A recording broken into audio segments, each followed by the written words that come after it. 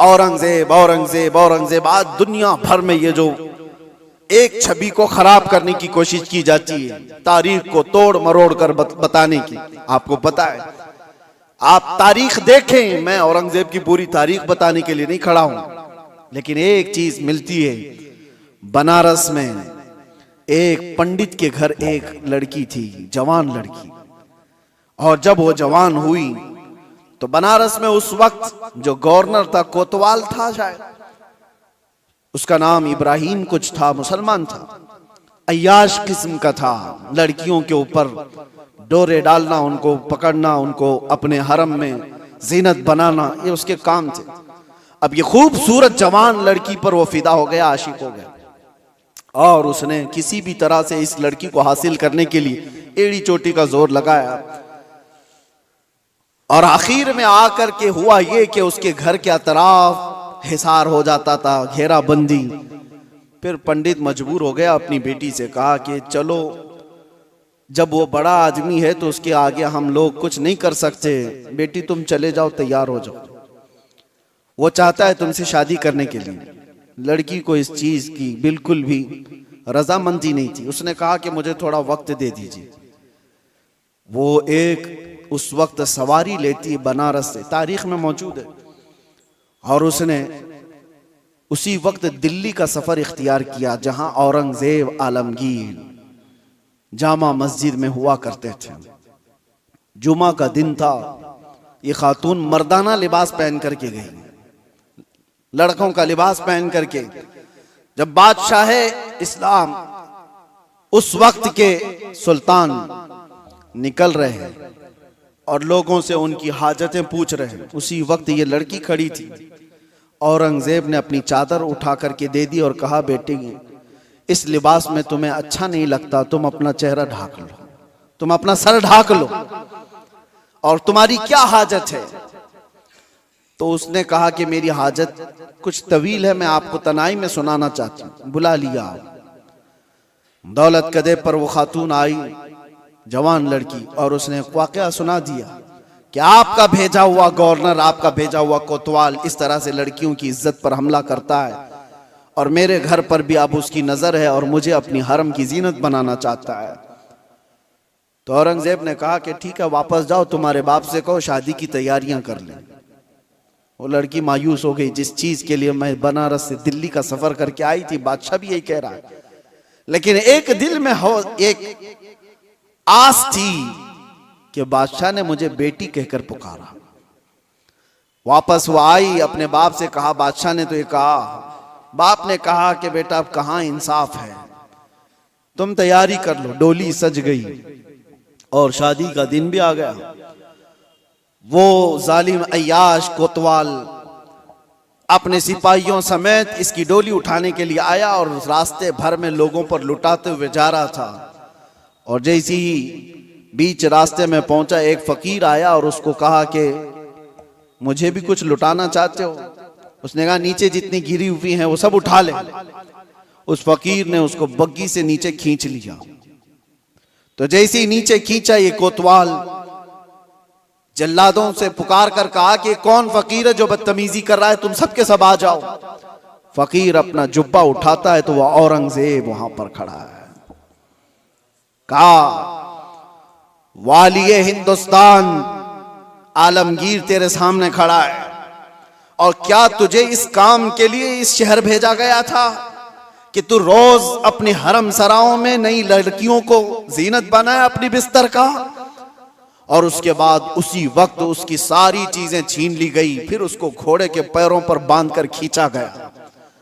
उस लड़की की बारात जो निकली थी, बगैर किसी छूत के, बगैर किसी छुए, इज्जत के साथ डोली को वापस उसके घर पहुंचाया गया और उसको कैद में जल्लादों के हवाले कर दिया गया, कोतवाल को जो जालिम था, अय्याश था। अब जब लड़की बाहर आई तो उसने औरंगजेब से कहा, मेरे घर चले। घर आए, या आपको तारीख की सच्चाइयां मैं बता रहा हूं। औरंगजेब ने जाते ही कहा कि मुझे 2 रकात नमाज पढ़ने दे दो। 2 रकात नमाज पढ़ने के लिए, ये किसी और का घर नहीं, एक पंडित का घर है। नमाज पढ़ने के लिए जगह दी, नमाज पढ़ा। औरंगजेब ने कहा फौरन मुझे पानी दो, शिद्दत की प्यास लगी है। पानी ला करके दिया गया घर से, औरंगजेब ने पानी पिया। उसके बाद जानते हो, आंखें खोल कर देखी और कहा जिस दिन इस बेटी ने मुझे दिल्ली में आकर अपना किस्सा सुनाया था, उस दिन से अभी तक एक कतरा पानी मैंने हलक में नहीं डाला। मैंने तय कर लिया था जब तक इसको इंसाफ ना मिले मैं पानी नहीं पीऊंगा। बेटियों को लोग दूसरों के हरम सरा में पहुंचाने वाले, तारीख इस्लाम को तोड़ मरोड़ कर पेश करने वाले, जरा इस तारीख को भी देखें। और मेरे अजीजों, ये ऐसी वैसी बात नहीं। उस पंडित ने बादशाह औरंगजेब के इस एहसान को याद रखकर उस इलाके को, उस जगह को जहां उसने सजदा किया था, बादशाह ने हमेशा के लिए मस्जिद तामीर कर दी। ये तारीख में मौजूद है। मैं आपको सिर्फ और सिर्फ एक झलक बता रहा हूं। इस्लाम ये काम नहीं करता कि अपने रिवायात को, अपने उसूल को जंगों में और दुश्मनों में सब तोड़ दिए जाएं और अपनी बेटियां भी किसी के यहां भेज दिए जाएं। ये इस्लाम की फितरत में नहीं है।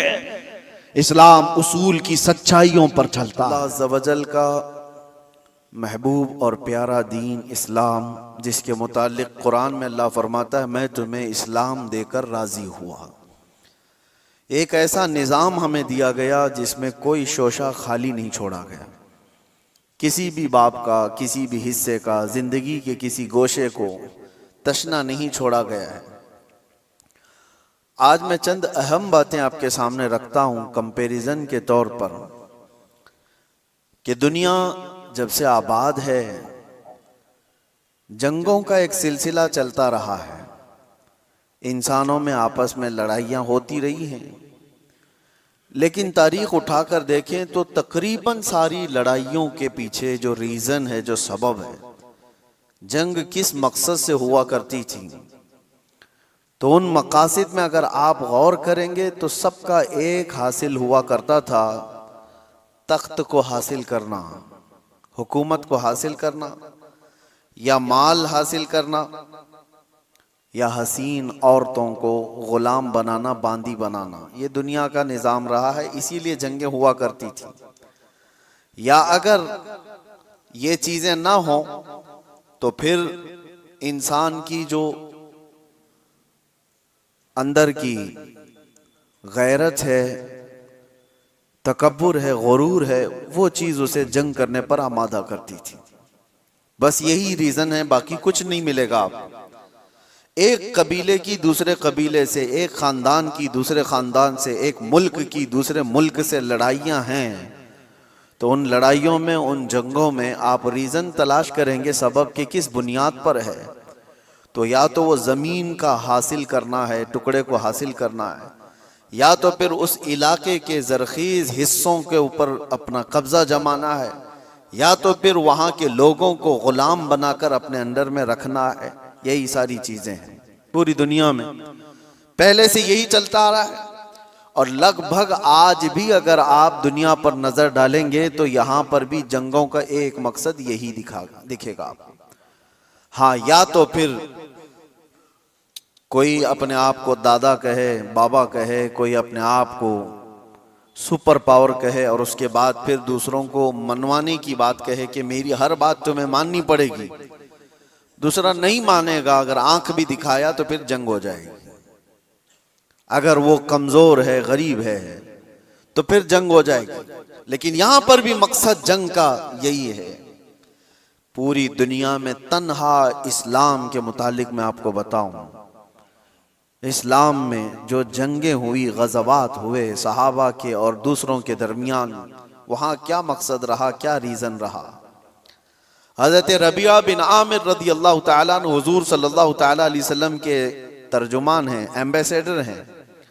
जब वो ईरान में गए थे वहाँ के बादशाह के पास पैगाम लेकर इस्लाम का, तो आपसे पूछा गया था कि आप लोग क्यों ये पैगाम पहुँचाना चाहते हैं हर जगह, और क्यों लड़ना चाहते हो या मुकाबला करना चाहते हो। आपने कहा हमारे आका सल्लल्लाहु ताला अलैहि वसल्लम का फरमान आलीशान है, ला ततमन्नौ लिक़ा अदुव्विकुम, दुश्मन से मुठभीड़ होने की, जंग करने की तमन्ना भी मत करो, जंग करने की ख्वाहिश मत रखो। लेकिन हम पैगाम अमन और पैगाम इस्लाम फैलाते हैं। इसलिए अब रीजन सुनो, सबब सुनो, इस्लाम किस लिए फैला। हजरत रबिया बिन आमिर कहते हैं कि हमारा सिर्फ एक मकसद है कि इंसानों को इंसानों की गुलामी से निकालकर खालिक की आप बंदगी में लगा दें, अल्लाह की बंदगी में और उसकी इबादत में लगा दें। हमारा मकसद ये है इंसान इंसान का गुलाम ना रहे।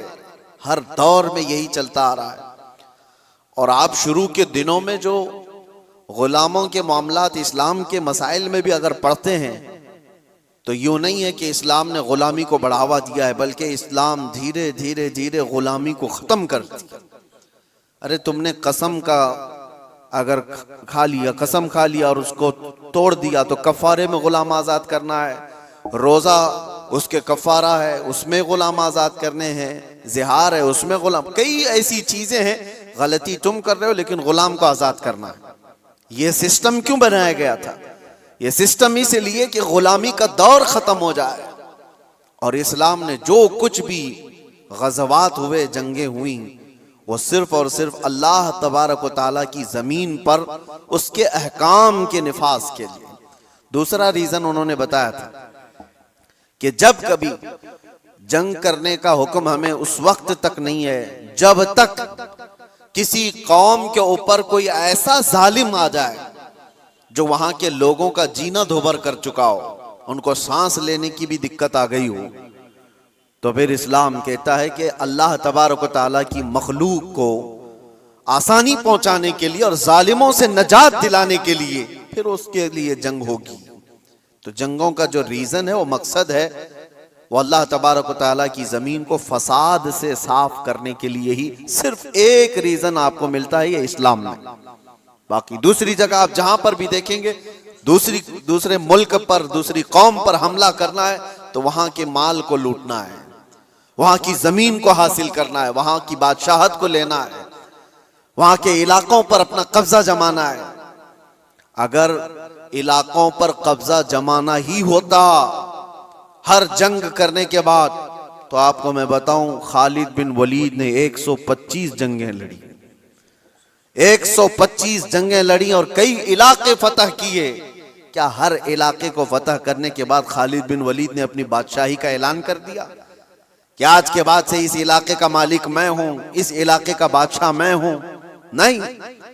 पूरी तारीख उठा करके आप देखें, कितने ऐसे सहाबा हैं जिनको सिपह सालार बना करके भेजा गया, उन्होंने इलाके के इलाके फतह किए, लेकिन अपनी बादशाही का ऐलान उन्होंने नहीं किया, बल्कि हमेशा से यूं ऐलान किया कि मैं रसूलुल्लाह सल्लल्लाहु तआला अलैहि वसल्लम के गुलामों का एक अदना गुलाम, और अमन के लिए इस जमीन को फसाद से साफ करने के लिए मैं यहां पर आया हूं। मोहम्मद बिन कासिम 19 साल की उम्र में हिंदुस्तान आया था। आपको पता है मोहम्मद बिन कासिम सबसे पहले 10,000 का लश्कर लेकर के जब आया था, वो भी हिंदुस्तान क्यों आया था? हिंदुस्तान में जुल्म इस तौर पर एक राजा दाहिर सिंह ने और उसके गुंडों ने कुछ औरतों को कब्जा में ले लिया जो हज के सफर पर जा रही थी, और औरतों का माल भी लूट लिया, उनको कैद में रख दिया गुंडों ने। उन औरतों ने गुहार लगाई। कुछ लोगों ने उन औरतों की ये बातें सुनी और अरब के उस वक्त के गवर्नर जो थे हज्जाज बिन यूसुफ के पास ये खबर सुना रहे थे। हज्जाज बिन यूसुफ का भतीजा मोहम्मद बिन कासिम 19 साल का, उसने ये खबर सुनी कि इतनी दूर कुछ औरतों पर कुछ जालिम गुंडे जुल्म कर रहे हैं। उसने वहीं से आवाज लगाई, लब्बैक या उख्ती, ऐ मेरी बहन मैं आ रहा हूं तेरी मदद के लिए। और उस जमाने में 4000 किलोमीटर का सफर करके आने वाला, जंगलों का सफर, दरियाओं का सफर, पहाड़ों का सफर, 10,000 का लश्कर लेकर एक जवान आया है। और फिर उस जमाने में मौजूद इन गुंडों और इन जालिमों को जो औरतों के हुकूक की पामाली कर रहे थे, ललकार करके कहा।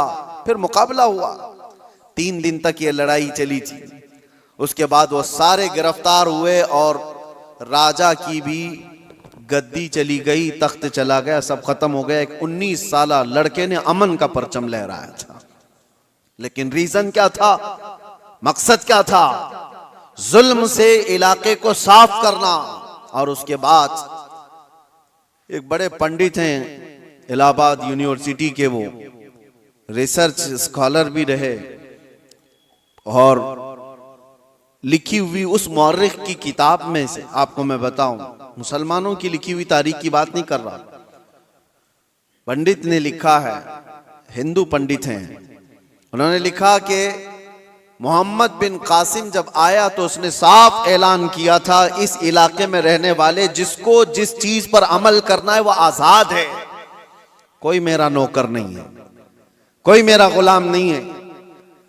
और अदल ऐसा कायम किया था कि पूरे इलाके वालों ने अपने सर आंखों पर उसको बिठा रखा था, 19 साल के जवान को, क्योंकि लोग राजाओं के जुल्म से तंग आ चुके थे। देखा था उन्होंने किस तरह से किसी की भी औरत को उठा करके अपने हरम सरा की जीनत बना दिया करते थे। लेकिन एक 19 साला जवान जब आया तो उसने अदल और इंसाफ ऐसा कायम करके दिखाया था, हर एक ने अपनी बाहें फैला करके उसका इस्तकबाल किया था। ये हिंदू पंडित की किताब में लिखा हुआ मौजूद है, अपने नहीं दूसरों ने इस अदल और इंसाफ के मुतालिक लिखा है। इस्लाम का रीजन ये रहा है मेरे अजीजों, दुनिया हजार प्रोपेगेंडा फैलाए, आज तारीख के ऊपर तुम कितने धब्बे डाल करके छुपाओगे।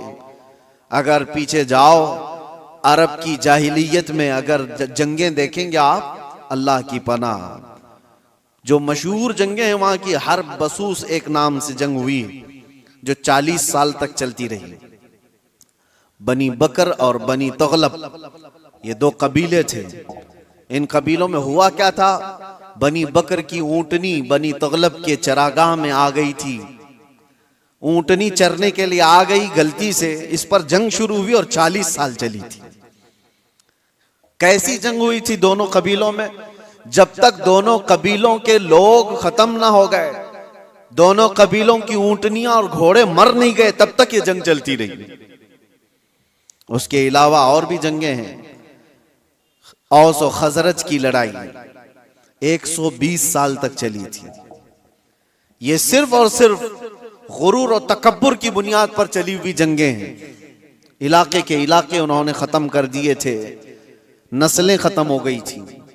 नबी पाक सल्लल्लाहु ताला अलैहि वसल्लम के मदीने तैयबा आने तक औस और खजरज की लड़ाई चल रही थी। और अगर आप ये कहें ये अरबों की जिहालत और इनकी निहायत ही बदमाशी का हाल होगा, तो ऐसा नहीं है मेरे अजीजों। उस जमाने में ईरान का भी वही हाल था, रोम का भी वही हाल था। जब ये किसी इलाके पर काबिज होते, आपको पता है कि एक ईरानी बादशाह ने फिलिस्तीन पर हमला किया था तो 1,40,000 फिलिस्तीनियों को ज़बह कर दिया था। और रोम वाले क्या करते थे, रोम के ईसाई जब यहूदियों पर काबिज होते थे तो उनके यहां तो मशगला था। हजारों लोग जब जंग में कैदी बनकर के आते थे तो इंटरटेनमेंट के लिए रोजाना मैदान सजाए जाते थे, और उसमें बड़े बड़े जो पहलवान हैं, जो सिपह सालार हैं, वो अपनी तलवार का जौहर दिखाने के लिए इन कैदियों को एक साथ मारते थे। और ये मुकाबला होता था कि एक वार में कितनी गर्दनें उड़ा सकता है आदमी। ये रोमियों के यहां मशगला था ही उनका। जब यहूदियों को कब्जे में ले लेते थे या कैदी बनाकर लाते थे तो एक एक तलवार के वार पर 10-10 लोगों की गर्दनें उड़ाना वो समझते थे बहादुरी का जौहर है। और कहीं पर उनको इस चीज का कोई अफसोस नहीं कि इंसान किस तरह काटे जाते हैं। एक तो आपको मैं बताऊं, बहुत मशहूर एक शख्स है जिसको डार्लिंग ऑफ ह्यूमन रेस कहा जाता है। तारीख में आप पढ़ लेना, इसने क्या किया है। तकरीबन 60,000 के करीब यहूदियों को कब्जे में लेकर एक बहुत बड़े इलाके में उनको बांध दिया और जंगल के खतरनाक दरिंदे ला करके उनके ऊपर छोड़ दिए गए थे। वो नोच नोच करके खाते थे और ये लोग तमाशा देख देख कर तालियां बजाते थे। ये इंसानों की जिंदगियों के साथ जो तमाशे होते रहते थे, ये ईगो, ये उनका तकब्बुर, ये उनका गुरूर। किसी मफ्तू कौम पर, मगलूब कौम पर वो अपने गुस्से की तमाम चीजें निकाल दिया करते थे। जब कभी किसी पर काबिज हुए, बैतुल मुकद्दस को कितनी मर्तबा खून में नहलाया गया आपको पता है? टाइटस के जमाने में पूरे फिलिस्तीन में ऐसी जंग हुई थी कि घोड़ों के टाप पूरे खून से भर जाया करते थे। जब भी घोड़ा किसी भी गली में जाए, खून के बगैर नहीं आता था। ये सब तारीख महफूज है, हमारी लिखी हुई नहीं। ये गैर मुस्लिमों की लिखी हुई तारीखें मौजूद हैं, जिन्होंने पूरी दुनिया में क्या तमाशे बनाए। और एक तरफ इस्लाम के खिलाफ प्रोपेगेंडा फैलाने वाले, उनको मैं दावत देता हूं, आओ मुताला करो, आओ मुताला करो। किसी भी जंग को छेड़ा नहीं गया था। हुजूर पाक सल्लल्लाहु तआला अलैहि वसल्लम के जमाने पाक में जितने गज़वात हुए थे, वो जितनी भी जंगें हुई, वो इस फार्मूले पर हुई हैं, छेड़ो मत, लेकिन छेड़े कोई तो छोड़ो मत। यही फार्मूले पर जंगें हुई हैं। बद्र में मेरे आका सल्लल्लाहु अलैहि वसल्लम तशरीफ ले गए। क्या बद्र को जबरदस्ती लड़ने के लिए बुलाया गया था? नाफिज की गई थी मुसलमानों पर। उहद मदीने में हुई है। कुफ्फारे मक्का वहां से पूरे कबीले लेकर के आए थे मदीने पर हमला करने के लिए। तो जंगे उहद मदीने के बाहर हुई। जंगे खंदक कहां हुई? 12,000 कुफ्फार मुशरिकीन आए थे हुजूर पाक सल्लल्लाहु अलैहि वसल्लम और सहाबा से लड़ने के लिए। और कहां पर? मदीने के बाहर ही लड़ाई हुई, गए नहीं थे, मदीने के आसपास हुई। ये सब जंगों के बाद, हर जंग का रीजन मैं आपको बताऊंगा, लेकिन जंगों के भी उसूल होते हैं। लेकिन दुनिया ये सिर्फ उसूल बताने के लिए कहती है, आज उस पर अमल कोई नहीं करता, अमल कोई नहीं करता। आप क्या समझते हैं ये जुल्म और बर्बरियत जो कुछ भी दुनिया में हुई किसी खास कौम के साथ है? सब कौमें इसमें मुलव्विस हैं, सब कौमें मुलव्विस हैं। हमारे यहाँ की कौमों के मुतालिक भी तारीख में आपको बताओ, हिंदुस्तान में भी क्या क्या होता रहा, कितनी बड़ी बड़ी जंगें हुई और कितने लोगों का कत्ले आम हुआ। राजाओं के, महाराजाओं के तख्त हासिल करने के लिए एक दूसरे की लड़ाइयों में कितने गिरजाघर तोड़े गए, कितने मंदिरों को तोड़ा गया, कितने माबदों को तोड़ा गया। ये सब चीजें तारीख में मौजूद है। लेकिन दुनिया इन सब से आंख बंद करके एक तरफ टारगेट की हुई है, सिर्फ इस्लाम, जबकि सबकी तारीखें भरी हुई। आपको अगर तारीख पढ़ना है तो आप उठा करके देखें किस राजे ने अपने तख्त बिछाने के लिए कितने लोगों को उस तख्त के नीचे दबाया है। आपको पता है ये जो पिरामिड्स बने थे उसके मुतालिक भी यही कहा जाता है। अहरामात मिस्र फराइना ने, वहां पर वो एक एक पत्थर पता नहीं कितने हजार किलो का है, इस तरह से वो जो बनाए गए, उसमें हजारों ने, लाखों लोगों की लाशें खत्म हो गई हैं, कितने लाखों लोग मर गए उसमें। बादशाहों का निजाम यही रहा है, अपने हुसूल के लिए, अपने जाह के लिए, अपनी तलब के लिए इंसानों का कत्लेआम किया है, इंसानों का कत्लेआम किया। और जो वर्ल्ड वार फर्स्ट और वर्ल्ड वार सेकंड जो हुई, इसकी भी तारीख उठा करके आप पढ़ो, किस लिए जंगें हुई आपस में। ये तो ज्यादा दूर नहीं है ना, 1920 1940 के बीच में, ये ज्यादा दूर नहीं है, अभी 100 साल पहले की बात आपको बता रहा हूं। फर्स्ट वर्ल्ड वार और सेकंड वर्ल्ड वार में जो लोगों की मौतें हुई हैं, फर्स्ट में तकरीबन 3 करोड़ लोग मारे गए। करोड़, 1 2 100 200 1000 2000 की बात नहीं कर रहा हूं, 3 करोड़। और सेकेंड वर्ल्ड वार में उससे भी ज्यादा लोग मारे गए, जख्मी हुए। ये सिर्फ और सिर्फ बादशाहों ने अपने तख्त के लिए, अपनी जमीनों के लिए लड़ाइयां लड़ी। और टोटल मेरे आका सल्लल्लाहु अलैहि वसल्लम ने अपनी जिंदगी पाक में 17 गज़वात में शिरकत फरमाई। कितने? 17 गज़वात में। और टोटल 17 गज़वात को मिलाएंगे तो 252 लोग मरे थे, इसके अलावा नहीं।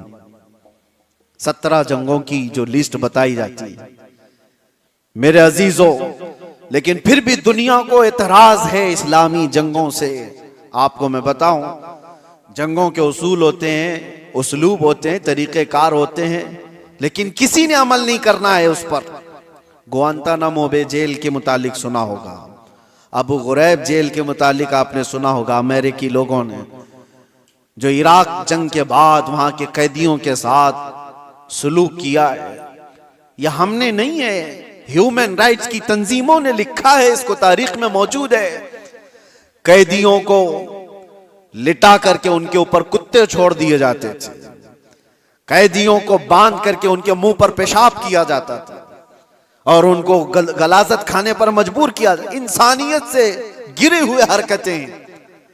एक जालिम जब नशा के गुरूर में आता है तो ऐसी हरकतें करता है, लेकिन जिसके सीने में ईमान हो वो क्या करता है? अल्लाहु अकबर। मेरे अजीजों, मुहम्मदुर रसूलुल्लाह सल्लल्लाहु ताला अलैहि वसल्लम के पाए अक़दस पर मैं तुम्हें लेकर चलता हूं। ये वो वक्त है जब अल्लाह के हबीब सल्लल्लाहु ताला अलैहि वसल्लम का पैगाम दुनिया में बहुत दूर तक जा चुका था। यमन, इराक, शाम, मिस्र, हर जगह पहुंच चुका था और 1,20,000 सहाबा उस वक्त मौजूद थे जब नबी पाक सल्लल्लाहु ताला अलैहि वसल्लम की कुव्वत का आलम था, गलबे का वक्त था। मक्का भी फतह हो चुका था, मदीने के आसपास का इलाका इस्लाम के परचम से लहरा रहा था। ये वो दौर की बात नहीं कर रहा हूं मैं जब कुफारे मक्का से बच करके रहना पड़ता था, छुप करके तबलीग करनी पड़ती थी। उस दौर की बात नहीं कर रहा हूं, गलबे के वक्त की बात कर रहा हूं। ये हुजूर पाक की जाहिरी जिंदगी का आखिरी साल है जब मेरे आका सल्लल्लाहु अलैहि वसल्लम हज करके वापस तशरीफ लाए थे और बीमार थे। उस वक्त जब नबी करम सल्लल्लाहु ताला अलैहि वसल्लम के नाम का चर्चा कैसर और किसरा के जिस्मों में कपकपी तारी कर देता था, हजारों फौजें थरथराती थी, गलबे का वक्त था। उस वक्त नबी पाक सल्लल्लाहु अलैहि वसल्लम मस्जिद नबवी शरीफ में बैठे हैं और अपने सहाबा से कहते हैं, कोई है इसमें जिस पर मेरा कोई हक बाकी है तो मुझसे ले सकता है? कोई है जिस पर मेरा कोई हक बाकी है तो वो सवाल करे, मैं देने को तैयार हूं। मेरे अजीजों, कौन कहेगा ये? गलबे के वक्त, ताकत के वक्त, जब पावर में आ जाए कोई पूछ करके दिखाए किसी पर कुछ बाकी है तो ये रसूलुल्लाह की शान है। और ऐसा नहीं मेरे अजीजों के ये जुमले हैं जो आज के जलील सियासी लोगों के होते हैं। हुजूर ने जब ये फरमाया तो एक सहाबी खड़े हो गए, कहा मेरा आपके ऊपर एक हक बाकी है, आपके ऊपर मेरा एक हक बाकी है या रसूल अल्लाह। सबकी गर्दनें ऊंची हो गई, देखते रह गए उनको, कौन है ये? हुजूर पाक सल्लल्लाहु अलैहि वसल्लम ने उनसे कहा, आगे आओ, तुम्हारा जो हक है वो बताओ। हजरत उमर तो तलवार निकाल ली थी कि रसूलुल्लाह सल्लल्लाहु अलैहि वसल्लम की बारगाह में ऐसी बुलंद जुबान किसकी है?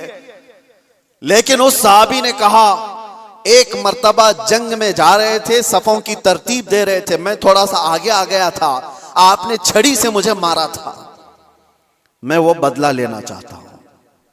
अल्लाहु अकबर। हक इतना भी होता है मेरे अजीजों, हालांकि कायदे अमनो इस्लाम और बानिए इस्लाम है मेरे आका सल्लल्लाहु अलैहि वसल्लम।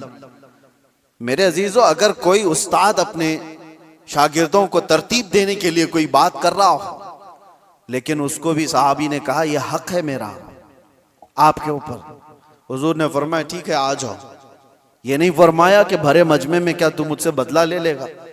हुजूर ने फरमाया आ जाओ और अपने आप को पेश कर दिया कि तुम भी मुझसे बदला ले सकते हो। लेकिन उस सहाबी ने कहा, सब की आंखें फटी थी, देख रहे थे कि क्या मंजर है। लेकिन उस सहाबी ने कहा, या रसूल अल्लाह, जिस वक्त आपने मुझे मारा था मैं सिर्फ तहबंद पहना था, जिस्म पर मेरे कुछ भी नहीं था, कुर्ता नहीं था, सिर्फ मैं तहबंद पहना हुआ था, ऊपर से जिस्म मेरा खुला था। और मैं ये चाहता हूं कि बदला उस हालत में ही लूं कि आप भी अपना जुब्बा उतार दीजिए, आप भी अपने तहबंद में रहिए।